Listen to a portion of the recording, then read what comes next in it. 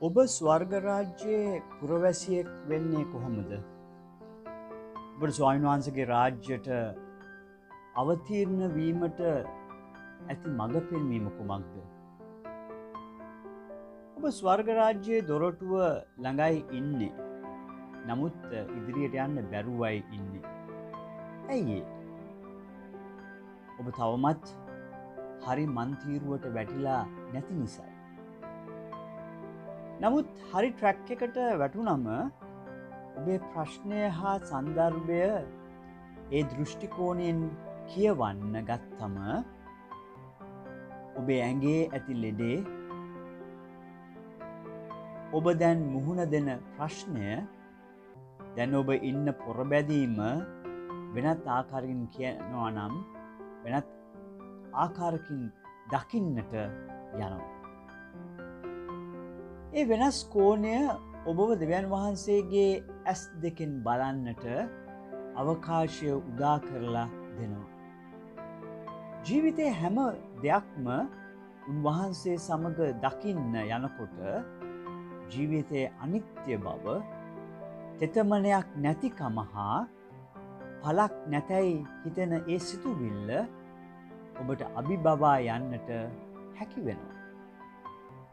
හැමදේම සක්සුදක්සේ තේරුම් ගන්න ඔබට හැකි වෙනවා. එවිට ඔබ ඔබේ ජීවිතයට අලුත් අර්ථකථනයක් ලබා දෙන්න යනවා. ඔබ ඔබේ කතාව අලුත් ආකාරයකින් ලියන්නට පටන් ගන්නවා.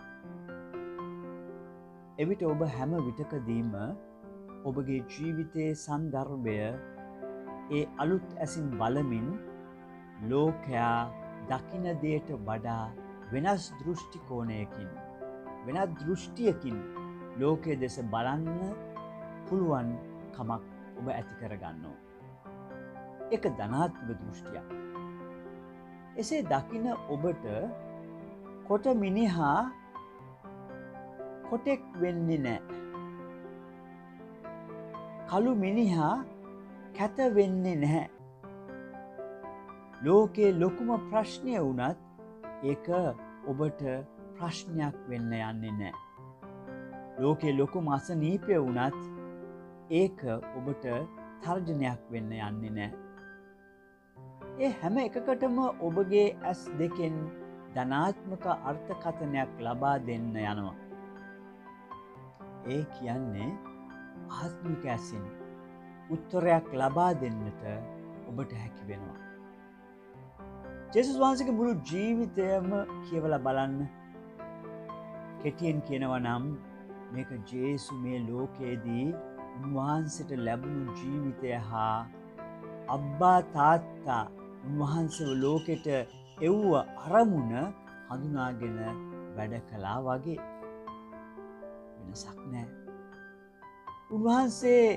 උන්වහන්සේගේ ඉදිරියට හැම දෙයක්ම දැක්කේ තාත්තගේ අරමුණ සාක්ෂාත් කරන්නට ආසාදක ලෙසයි.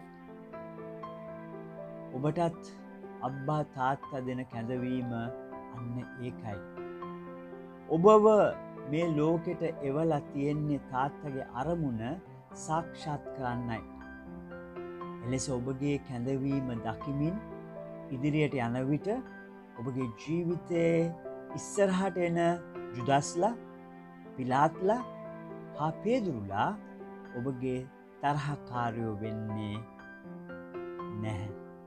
එහෙම වෙන්නත් බැහැ.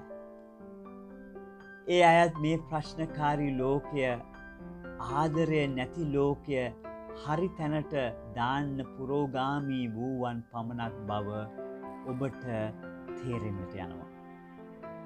පුංචි ප්‍රශ්නයක් අහලා ඔබට හිතන්න දෙයක් ඉතුරු කරලා මම නවතින්නම්.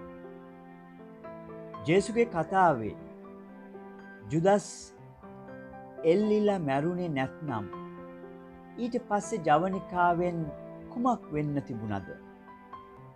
මොකට ඔබට හිතෙන්නේ? කල්පනා කරන්න. ඔබට ගොඩක් ආදරේ. අගපේ ප්‍රේමයෙන් සුරංග පියතුමා.